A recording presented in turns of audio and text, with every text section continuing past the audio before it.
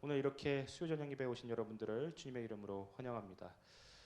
우리 지난주부터 해서 이제 교리문답을 계속해서 살펴보고 있는데요. 우리 지난주에 하이델베르크 교리문답이 가지는 어떤 특징적인 개념들, 핵심들을 좀 살펴보았습니다. 서문에서 이제 그렇게 이야기를 했습니다.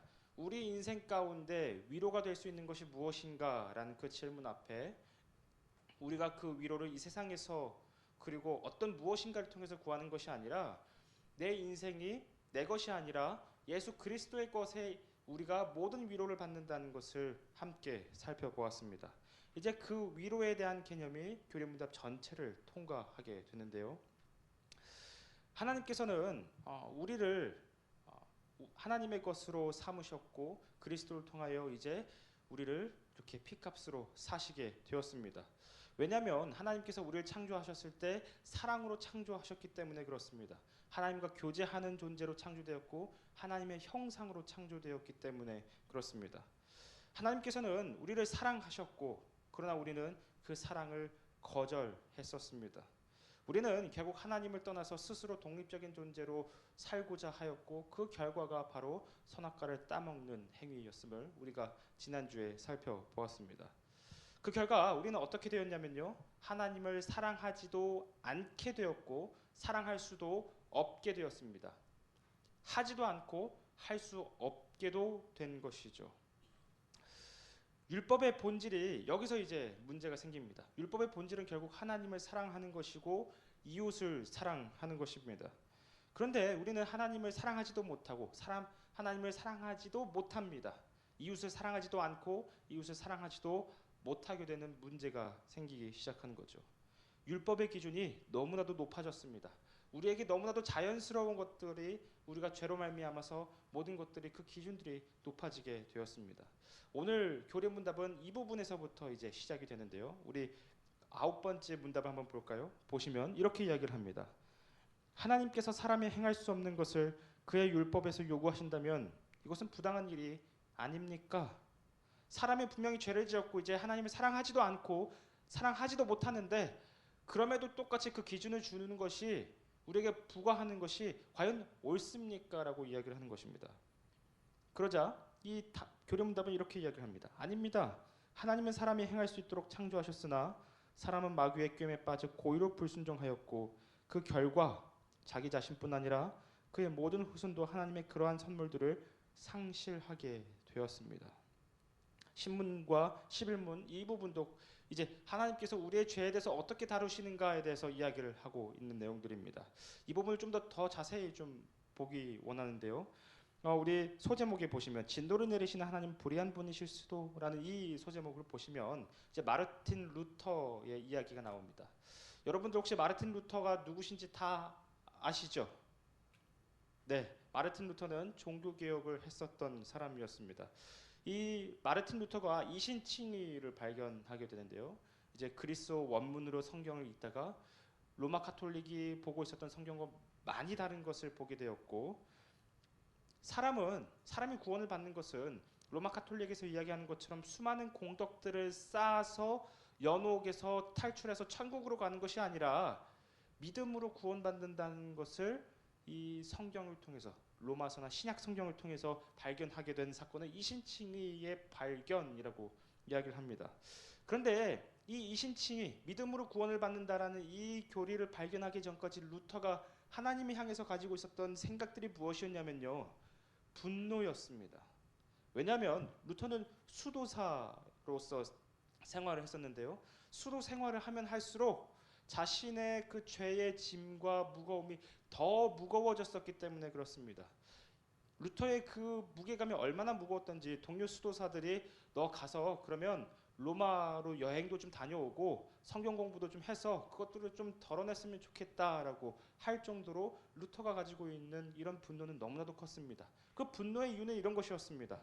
하나님께서는 왜 인간에게 율법을 주셔서 지킬 수 없는 율법을 주셔서 이것을 왜 우리에게 이렇게 우리를 괴롭히시고 우리를 못 살게 구시는 건가라는 그런 생각들이 루터가 가지고 있었던 분노였습니다. 믿음으로 구원을 받는다라는 교리를 발견하기 전까지 루터가 가지고 있었던 분노가 바로 이러한 분노였습니다. 그러나 사람은 본래 선하게 창조가 되었습니다. 하나님을 사랑하는 존재로서, 할 수 있는 존재로서 창조가 되었습니다. 그러니까 하나님의 율법을 지키는 것이 너무나도 쉬운 존재로 창조가 되었으나 우리가 타락하면서 그것이 너무나도 어려워지게 되었습니다. 문제는 아담과 하와의 불순종이 그 아담과 하와의 문제로만 끝나는 것이 아니라 모든 후손들이 다 이 죄의 영향력 아래에 들게 되었다는 것입니다. 이것을 우리는 신학적인 용어로 원죄라고 이야기를 합니다. 원죄, 유초등부 아이들에게 이 원죄에 대해서 설명을 하면 꼭 질문 들어오는 게 이런 질문입니다. 아니, 아담과 하와가 죄를 지었는데 왜 내가 그 영향력 아래에 있어야 되나요? 라는 그 질문을 항상 제가 유초등부에서 이 부분을 설교할 때마다 들어왔습니다. 똑똑한 친구들이 우리 유초등부에 굉장히 많은데 제가 그 질문들을 이제 어떻게 설명을 했냐면, 여러분들께서는 구원을 어떻게 받으십니까? 이 원죄 개념과 우리가 구원받는 것과 사실 이 양면의 동전과도 같은 그런 개념입니다. 여러분들께서는 어떻게 구원받으십니까? 아까 제가 이신칭이 얘기했잖아요. 어떻게 구원받으시죠, 여러분들은요? 믿음으로 구원을 받습니다. 그런데 그 생각해 보신 적 있으십니까? 왜 믿음으로 구원받는가? 왜 믿음으로 구원받는가? 이 부분을 제가 이제 유초등부 아이들에게 되게 자세히 설명을 좀 해줬었는데요. 이것을 좀 이해하려면 언약 개념을 이해를 해야 합니다. 이 언약이라는 것이 어떤 뜻이냐면요. 이제 아담과 하와는 하나님과 이제 사람 간의 이 모든 언약, 약속의 대표자입니다. 그래서 아담과 하와가 이 약속과 언약의 대표자로서 이 율법을 온전히 지키면, 하나님께서 주신 그 명령을 온전히 지키면 그것에 대한 상을 받는 것이고요. 그리고 그것을 지키지 못하면 그것에 대한 페널티를 받게 됩니다. 아담과 하와는 대표자이기 때문에 이 아래에 있는 수많은 사람들은 이 약속 개념, 이 언약 영향력 아래에 들게 되는 것입니다. 그래서 아담과 하와가 실패하면 모든 인류가 실패하게 되는 것이죠. 이게 믿음으로 구원받는 것과 무슨 연관이 있냐면, 우리가 예수님을 믿음으로써 구원받는다고 이야기를 하죠. 예수님을 믿음으로써 우리가 의롭게 된다고 이야기를 합니다. 근데 그렇게 될 수 있는 이유가 뭐냐면 예수님께서 새로운 약속, 새로운 언약의 대표자이시기 때문에 그렇습니다. 예수님께서 새로운 언약과 새로운 약속의 대표자로서 모든 것들을 다 완벽하게 성취하셨기 때문에 믿음으로 그 약속에 참여하는 사람들은 예수님이 이루셨던 그 모든 완벽함들, 모든 의로움들을 믿음으로 받게 되는 것입니다. 이해가 되시나요? 동전의 양면과도 같습니다. 아담과 하와 안에서는 모든 사람들이 다 죄인이 되었고요. 예수님 안에서는요, 모든 사람들이, 믿음으로 참여한 모든 사람들이 다 의인이 된 것입니다. 성경은 이것을 언약 개념이라고 이야기를 합니다. 우리가 아담과 하와의 영향력 아래에서 죄인이 된 것은 바로 이러한 언약 개념에 따른 원죄 때문에 그런 것입니다. 자, 그렇다면 이제 세 번째 점을 보시면, 아담 안에서 태어난 우리는 율법을 지킬 수 없으니까 이후에 태어나는 우리에게 율법을 지키라고 요구하시는 것은 불의한 것이 아닌가? 이런 질문이 여전히 남아 있습니다. 자, 그래서 교례문답은 또 무엇을 이야기하냐면요, 인간이 죄를 즐거워한다는 것을 이야기를 하고 있습니다. 아까 우리가 죄인이 되었을 때 하나님의 말씀을 지킬 수도 없고 지키지도 않는다는 것을 이야기했습니다. 그러니까 무능과 그리고 내 의지로 하지 않는 것을 같이 이야기를 한 것입니다. 인간이 죄를 즐거워하기 시작했습니다. 아담과 하와의 그 죄의 영향력 아래에서 태어난 모든 사람들이 하나님을 떠나는 것을 즐거워했고, 하나님으로부터 떠나서 내 마음대로 사는 것을 즐거워했고, 죄를 즐거워했습니다. 그래서 우리는 심리학적에서도 이렇게 이야기를 합니다. 우리는 자아중심적으로 태어난다. 자아중심적으로 태어나서 도무지 다른 사람들을 배려할 수 있는 존재로 태어나지 않는다라고 심리학에서도 이야기를 합니다. 우리는 우리의 모든 의지는 늘 죄를 짓고 싶어하는 마음의 경향성으로 향해 있습니다. 마르틴 루터는 이러한 마음의 의지를 뭐라고 얘기했냐면 노예 의지라고 이야기를 했습니다.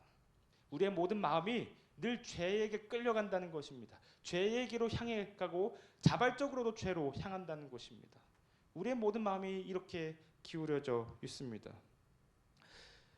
그래서 예수님께서 마태복음 6장 2절에서 5절 말씀을 통해서 유대인들의 경건한 세 가지 표지 같은 것들을 통해서 아무리 선행을 한다고 하더라도 그것이 하나님께서 기뻐 받으실 만한 것이 아니라는 것을 이야기를 합니다. 왜냐하면 그 선행에서도 위선이 있을 수 있고 죄악이 있을 수 있기 때문입니다. 아무리 선행을 한다고 하더라도 그 안에 그 선한 행실의 동기가 죄로 인해서였다고 한다면 그것은 하나님께서 기뻐 받으실 만한 그런 선행이 아니라는 것이죠. 죄에 대한 책임 부분을 그래서 보시면 범죄한 이후 인간의 마음에는 이제 죄악이 가득하게 됩니다. 하나님께로 향하려는 마음이 없고요. 늘 자아중심적으로 내 기준에 맞게 살아가려는 마음이 가득 차게 됩니다. 그래서 하나님께서 무엇을 결정하시냐면요. 형벌하기로 결정하십니다. 그래서 죄에 대한 책임 두 번째 점을 보시면 죄를 범한 사람들은 하나님의 영원한 저주와 진노를 상징하는 지옥으로 간다라고 이야기를 합니다. 이제 지옥하면 여러 가지 의문들이 우리에게 참 많이 있습니다. 특히 무신론자들이 이 지옥에 대한 이야기를 들으면 아주 경기를 일으킬 만한 그런 모습들을 참 많이 보게 되는데요. 여기 보시면 1, 2, 3번 이렇게 되어 있습니다. 근데 이 1, 2, 3번을 이야기하기 전에 제가 한 가지 좀 비유를 들고자 합니다. 제가 이제 이 지옥에 대한 것들을 설명할 때 항상 이야기하는 비유인데요. 어떤 이제 고3 아이가 올해 이제 성인이 되었다고 한번 상상을 해보면 좋을 것 같습니다. 그래서 이 아이가 이제 대학생이 되어서 대학을 저 멀리 가야 돼서 자취방을 이제 구해야 되는 것 같습니다. 그래서 부모님께서 이 아이에게 자취방도 구해주고 또 엄마 카드까지 주어줬습니다. 엄마 카드까지 주어주면 정말 많이 준 거죠. 이걸로 정말 너 하고 싶은 거 뭐 생활비도 쓰고 먹을 것도 쓰고 교재도 사고 이렇게 이제 하라고 카드를 주었습니다. 근데 대학교를 가더니 이 아이가 이제 이상한 곳에 물이 들었는지 부모님과 사이가 좋지 않게 되었습니다. 그러면서 부모님과의 이 다툼이 굉장히 강해지자 이 아이가 이런 말을 내뱉습니다. 나 이제 엄마 아빠로부터 독립하면서 살 거야. 나 이제 말리지 마. 나 알아서 살 거야. 라고 했을 때 이 부모님이 해야 할 건 뭘까요? 여러분들이 그 부모님이라고 한다면 여러분들 뭘 하시겠습니까? 부모님이랑 이제 안 만나겠다고 나 독립할 거라고 이야기를 했습니다. 그럼 뭘 해야 될까요? 네, 카드부터 뺏어야죠. 카드부터 뺏고 자취방도 빼야죠. 그 보증금 빼고 그래? 너 나로부터 독립할 거면 너 이제 너 스스로의 힘으로 살아 라고 하는 것이 맞을 겁니다. 지옥에 대한 개념도 이러한 개념입니다. 하나님께서 이 세상을 창조하실 때 모든 선한 것으로 가득 채우셨습니다. 하나님께서 이 세상을 사랑으로 창조하셨고 모든 영광스러움을 다하여서 이 세상을 창조하셨습니다. 근데 인간이 하나님으로부터 떠난 그 순간 인간은 하나님으로부터 독립을 선언한 것입니다. 나 하나님 필요 없어요. 나 하나님 없이 살아도 돼요. 그러면 하나님 입장에서 인간에게 그래? 너 나 없이 살 수 있다고? 그러면서 인간에게 주어진 모든 선한 것들을 다 빼앗았을 때 다가오는 것이 지옥인 것입니다. 왜냐하면 지옥은 하나님께서 전혀 존재하지 않으시는 곳, 하나님의 아무런 선도 없는 곳이 지옥이기 때문에 그렇습니다. 그래서 많은 조직 신학자들은 인간은 스스로 지옥을 향해 걸어간다라고 이야기를 합니다. 나 하나님으로부터 독립할 거예요라고 이미 주장했기 때문에 하나님께서는 그것을 그대로 내버려 두신다는 겁니다. 하나님께서 지옥으로 보내시기도 하지만 인간이 스스로 지옥으로 향해 가고 있는 것입니다. 나 엄마 아빠 없이 살아도 돼요. 나 엄마 아빠가 주는 그 모든 카드, 자취방 이런 거 필요 없어요 라고 하는 것과 똑같은 것이 바로 나 하나님 필요 없어요 라는 말과 똑같은 것입니다. 그래서 지옥을 이러한 개념으로 한번 보면서 우리 1, 2, 3번을 좀 보시면요.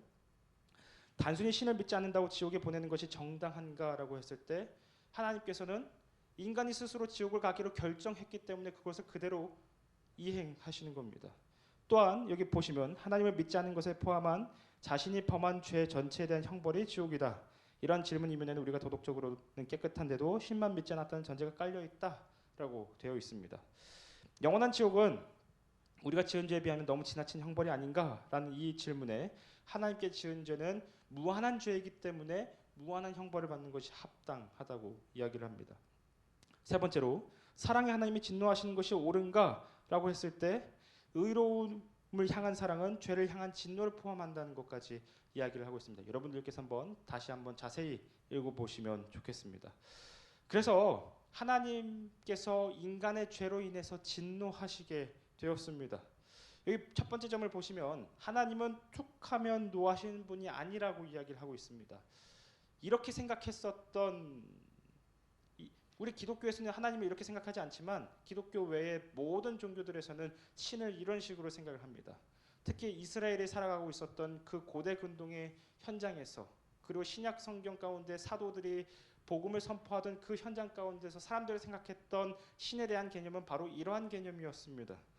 신은 툭하면 진노하지, 툭하면 변덕스럽지. 그러니까 우리가 신을 잘 달래줘서 우리가 이렇게 우쭈쭈하면서 잘 이끌어가야지라는 생각이 모든 고대 근동의 그리고 모든 종교의 기본 골조였습니다. 또한 율법주의적인 관점을 가지고 있는 사람들도 이렇게 신앙생활을 하시는 분들도 하나님을 진노의 하나님으로만 생각을 합니다. 내가 이거 하지 않으면 하나님께서 분노하실 거야. 저거 하지 않으면 하나님께서 나에게 벌을 내리실 거야. 두려움 가운데 신앙생활을 하고 있는 분들도 하나님을 이렇게 보고 있는 것입니다. 그러나 하나님은 자비롭고 은혜롭고 노하기를 더디하시는 분이십니다. 그러나 우리 인간은 죄를 지으면서 하나님을 진노하게 하는데 성공하고 맙니다. 결국 지옥의 무서움은 불에 있는 것이 아닙니다. 지옥의 무서움은 하나님께서 존재하지 않으신다는 그 개념에 있습니다. 하나님으로부터 주어지는 모든 선이 없는 곳, 그것이 바로 지옥입니다. 전능하신 하나님의 진노를 상징하는 것이 바로 지옥인 것이고 그 지옥은 실제로 존재합니다. 그렇기 때문에 우리는 하나님과 속히 화목해야 합니다. 하나님과 화해해야 하는 것입니다. 그러면 우리는 이 문제를 어떻게 해결해야 할까요? 하나님과의 이 불화를 어떻게 해결할 수 있을까요? 우리 다음 페이지를 좀 보실까요? 그래서 다음 페이지에 보시면 대제목이 뭐라고 되어 있냐면 제2부, 이제 하이델베르크 교리문답 제2부로 들어온 겁니다. 2부 우리의 구속에 관하여 이렇게 되어 있습니다. 하나님과 이제 우리가 화해해야 하는 상황이 되었습니다. 그런데 문제는 우리가 하나님과 우리의 힘으로 화해를 할 수가 없다는 게 문제입니다. 그래서 12, 13, 14, 15를 보시면 하나님의 의로운 심판에 의해 우리는 이 세상에서 그리고 영원히 형벌을 마땅한데 어떻게 이 형벌을 피하고 다시 하나님의 은혜를 입을 수 있겠습니까? 라고 질문을 합니다. 그러자 이제 교리문답이 뭐라고 답을 하냐면요. 하나님께서는 자신의 의가 만족되기를 원하십니다. 라고 되어 있는데 문제는 이 의가 만족된다는 것이 너무나도 우리에게는 어렵다는 것이 문제입니다. 왜냐하면 우리는 우리 스스로든 아니면 다른 이에 의해서든 죄값을 완전히 치러야 하기 때문인데 이 죄값이 아까 뭐라고 했죠? 지옥에 가는 것이라고 이야기를 하고 있는 것입니다. 그렇다면 13번에서 우리가 스스로 하나님의 의를 만족시킬 수 있습니까? 라는 이 질문에 결코 그렇지 않습니다. 오히려 우리는 날마다 우리의 죄책을 증가시킬 뿐입니다. 라고 이야기를 합니다. 자, 여기서도 답이 없습니다. 그래서 14번을 보시면 어떠한 피조물이라도 단지 피조물로서 우리를 대신하여 하나님의 의로 만족시킬 자가 있습니까? 라고 했을 때 교리문답은 없습니다. 단 하나도 없습니다. 라고 이야기합니다. 계속해서 우리의 절망에 대한 것만 이야기를 하고 있습니다. 그래서 15번을 보시면 그렇다면 우리는 어떠한 중보자와 구원자를 찾아야 합니까? 라고 했을 때 참 인간이고 의로운 분이시나 동시에 참 하나님이고 모든 피조물보다 능력이 뛰어나신 분입니다. 라고 이야기를 하고 있습니다. 이 부분을 우리가 좀 더 자세히 보도록 하겠습니다. 용서의 원리를 보시면 우리 인간이 생각하는 용서는 저 잘못했어요. 용서해 주세요라고 하면 그래 그럴 수도 있지 하고 용서해 주는 것이 보통 우리 인간 사이에서의 용서입니다. 왜냐하면 저 사람도 실수할 수 있고 나도 실수할 수 있기 때문에 그렇습니다. 서로가 실수할 수 있기 때문에 서로 이렇게 봐주면서 이렇게 하는 것이 용서인 것이죠. 그러나 하나님의 용서는 이 개념과는 전혀 다릅니다.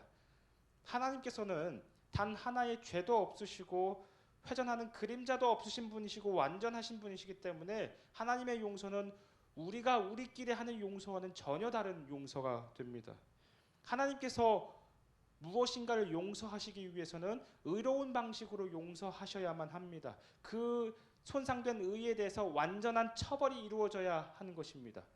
만약에 하나님께서 손상된 의에 대해서 짚고 넘어가지 않으시고 그대로 그냥 그것을 얼버무리신다고 한다면 하나님은 하나님이 아니시게 됩니다. 왜냐하면 하나님만이 오직 이 세상의 모든 도덕과 윤리의 절대적인 기준이 되시기 때문입니다. 그런데 하나님께서 그 손상된 의를 그냥 내버려 두신다고 한다면 하나님은 더 이상 절대적인 기준이 되시지 못하게 되는 것이죠. 그렇기 때문에 하나님께서는 이 손상된 의에 대해서 반드시 심판하셔야만 합니다. 반드시 이 의에 대해서, 손상된 의에 대해서 다루셔야만 합니다. 그렇기 때문에 우리가 하나님께 죄를 범하였다고 한다면 우리는 하나님께 죽음으로써 직접 보상해야 합니다. 그것으로도 직접 보상이 되지 않을 것입니다. 무한하신 하나님께 지은 죄는 우리가 무한히 지은 죄가 되기 때문에 우리는 그 죄에 대해서 보상할 수조차 없습니다. 그럼 어떻게 해야 될까요? 우리는 이 문제를 어떻게 해결해 나가야 할까요? 그래서 누가 우리를 구원할 수 있을까 이 부분을 보시면 하나님의 의로 시킬 수 있는 유일한 길은 우리가 그것을 만족시키든지, 그러나 이것은 불가능하다고 계속해서 이야기를 하고 있습니다. 아니면 우리 아닌 어떤 다른 존재가 만족시키든지이다 라고 되어 있습니다. 그래서 이 개념 때문에 구약 성경에서 끊임없이 제사가 이루어졌었고 속죄에 대한 그 제사가 드려졌었던 것입니다. 모세가 출애굽을 하면서 이제 하나님의 그 계시를 받고 성막을 짓습니다.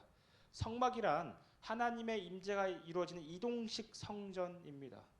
하나님께서 하나님의 백성들과 만나시는 곳이고 하늘과 땅이 중첩되는 곳이 바로 성막이었습니다. 그런데 그 성막이 만들어질 때 하나님의 영광이 가득 차게 되었고 모세가 그곳에 들어가려고 할 때 하나님의 영광 때문에 들어가지 못하는 모습으로 출애굽기가 끝나는 것을 우리가 볼 수가 있습니다. 그때 이제 출애굽기가 우리에게 질문하는 것은 무엇이냐면요. 모세조차 이 하나님의 임재 가운데 들어갈 수가 없게 된다면 누가 어떤 방법으로 하나님의 임재 앞에 설 수 있는가라는 질문이 출애굽기 마지막에서 우리에게 하는 질문입니다. 그래서 그 질문에 대한 답이 이제 레위기죠. 그래서 레위기를 여러분들께서 성경 통독을 하시면 뭐 하고 이렇게 제사하고 이렇게 제사하고 이렇게 제사하고 성경 통독을 어떻게 보면 막는 것 같은 거대한 벽처럼 느껴질 때가 있습니다. 그런데 그것이 중요한 이유는 그만큼 하나님의 거룩한 임재 앞에 선다는 것이 정말 어렵고 중요하다는 것을 보여주는 것입니다.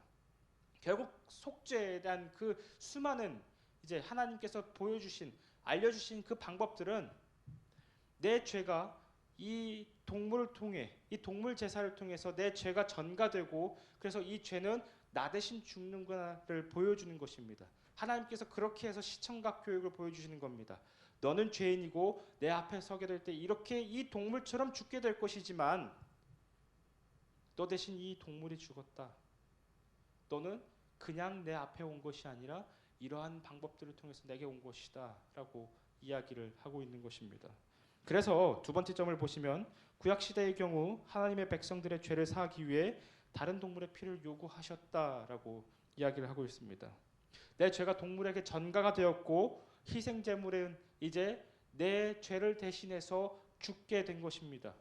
그런데 문제는 그렇게 희생제사를 드린다 한들 인간은 또 죄를 짓습니다.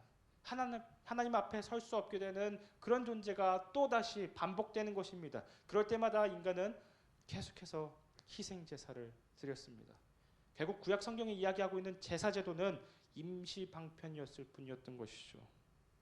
그래서 세 번째 점을 보시면 그들이 제사를 통해 용서받은 것은 일시적인 죄였을 뿐이다.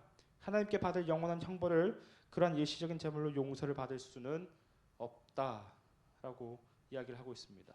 자, 그러면 어떻게 해야 될까요? 용서받기 위한 유일한 길 부분을 이제 다음 페이지를 좀 보시면요. 결국 인간이 하나님께 죄를 지었기 때문에 이 죄를 해결하기 위해서는 인간이 이 죄를 치러야 하는 것입니다. 죄에 대한 형벌을 감당해야 할 자가 바로 인간입니다. 그런데 문제는 완벽한 인간도 없을 뿐더러 온전히 의로운 자도 없을 뿐더러 그리고 그 인간이 설령 있다고 하더라도 죄를 감당할 수 있는 존재는 아니라는 것입니다. 왜냐하면 죄라는 것은 하나님께 지은 죄는 아까 뭐라고 했죠? 무한한 죄라고 이야기를 했습니다. 무한한 죄를 어떻게 속죄할 것입니까? 유한한 인간을 통해서 어떻게 무한한 죄를 속죄할 수 있겠습니까? 그래서 어떤 사람이나 피조물도 영원한 형벌을 감당할 수가 없게 됩니다. 세 번째 점을 그래서 보시면 따라서 하나님의 의를 만족시킬 수 있는 존재는 인간이어야 하고 동시에 무한한 존재여야 합니다. 인간인데 유한한 존재가 아니라 무한한 존재가 되어야 합니다. 그런데 무한한 존재는 하나님밖에 안 계시죠. 그래서 인간이면서 동시에 하나님이어야 합니다. 인간이면서 하나님이어야만 우리의 죄에 대한 문제를 해결할 수 있게 되는 것입니다. 누가 이거 할 수 있겠습니까? 인간의 입장에서는 아무리 어떠한 시도를 하고 어떠한 노력을 하더라도 하나님에 대한 이 죄에 대한 문제를 해결할 수가 없습니다. 수많은 희생 제사를 드린다 하더라도 이 문제를 해결할 수는 없습니다.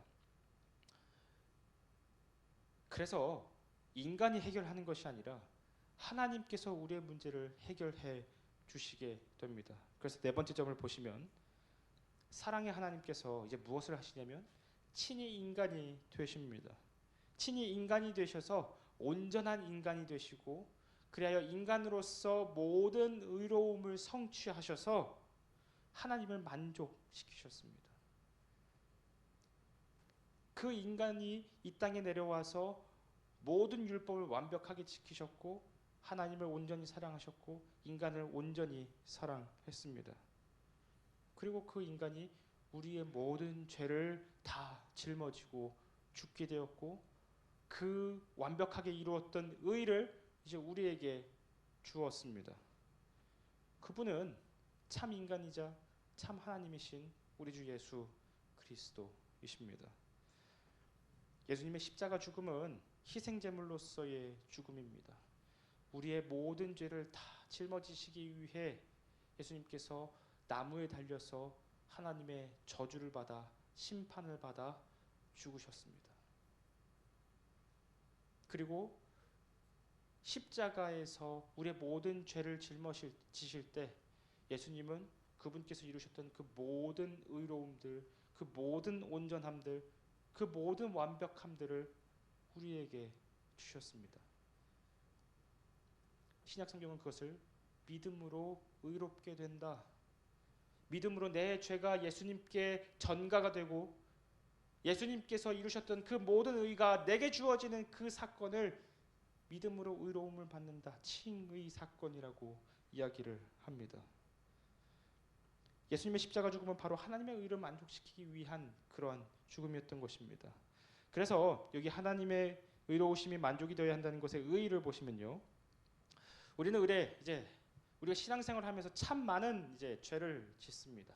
우리가 때로는 누군가를 미워할 때도 있고 교회 공동체 안에서 저 사람 왜 저렇게 행동하는 거야 라고 평가하고 판단할 때도 있고 우리가 살면서 여러 가지 죄들을 짓습니다. 그리고 우리는 또다시 하나님께 나아오면서 하나님 저의 연약함을 용서해 주시고 죄를 용서하여 주시옵소서라고 늘 회개를 합니다. 그런데 우리가 이런 생활들이 계속해서 반복될 때 의례 생각하는 것이 무엇이냐면요. 회개 기도하면 용서해 주시는 거지 라고 생각할 때가 참 많이 있습니다. 너무나도 자연스러워졌고 너무나도 습관으로 굳어졌기 때문에 그렇습니다. 그래서 우리는 회개를 하면 그냥 용서해 주시지라고 생각을 하지만 그것은 우리가 이 구원에 대해서 잘못 생각하고 있는 것입니다. 하나님께서 우리의 죄를 용서해 주시는 것은 예수님의 십자가 사건 때문에 그렇습니다. 예수님께서 우리의 모든 죄를 다 짊어지셨기 때문에 우리의 과거와 현재와 미래의 모든 죄를 다 짊어지셨기 때문에 우리가 용서받는 것이라는 겁니다. 그래서 청교도들은 우리가 습관적으로 죄를 짓는 것에 대해서 그리스도의 십자가 사건을 모욕하는 것이다라고 이야기할 정도였습니다. 우리가 용서를 구하면서 하나님께 우리 죄를 회개할 때 그리스도의 십자가 사건을 반드시 기억해야 합니다. 나 대신 죽으셨구나. 나 대신 내 모든 죄를 다 짊어지시고 죽으셨다는 것을 기억하면서 우리가 회개할 때 그 회개의 진정성이 하나님 앞에 절절하게 드려지게 되리라 생각이 듭니다. 그래서 하나님이 우리의 죄를 용서해 주시는 것은요, 두 번째 점을 보시면 우리가 죄를 고백했기 때문이 아니라 오히려 그리스도께서 하나님의 의로 만족시킨 것에 근거를 해서 우리 죄의 고백을 받아주시는 것이다. 이렇게 그림문답은 이야기를 하고 있습니다. 제가 이 부분에 대한 도표들을 조금 그렸는데요. 보시면 인간, 형벌을 감당할 수 없음 이렇게 되어 있고요. 다른 재물들, 인간을 대신할 수 없음 이렇게 되어 있습니다. 그러니까 인간의 입장에서는 이 죄에 대한 것이 아무리 노력을 하더라도 해결할 수 있는 상황이 아니라는 것입니다. 그래서 인간의 입장에서는 이 문제를 해결할 수가 없기 때문에 우리가 화해해야 할 그 당사자이신 하나님께서 직접 이 문제를 해결해 주십니다. 왜냐하면 하나님께서 저와 여러분을 여전히 사랑하시기 때문에 그렇습니다. 그래서 하나님께서 인간의 몸으로 이 땅에 오셔서 참 인간이 되셨고 참 하나님으로서 모든 것들을, 이 모든 불화의 문제들을 해결해 주셨습니다. 하나님만이 이 문제를 해결하실 수 있었던 것이었죠. 그래서 우리가 예수 그리스도의 십자가 사건과 부활을 통하여 구원을 받게 되고 하나님과 화목하게 된 것입니다. 인간의 죄에 대한 형벌을 감당할 방법, 이 부분은 우리가 다음 주에 좀 더 자세하게 살펴보도록 하겠습니다. 이렇게 해서 저희 교리문답 5주일, 6주일을 함께 4주일, 5주일을 좀 나눠봤는데요. 이제 6주일, 7주일, 8주일 이렇게 해서 예수님께서 우리의 죄를 어떻게 구체적으로 더 이제 용서하시기 위하여 무엇을 행하셨는지를 좀 더 자세하게 살펴보도록 하겠습니다. 저희 기도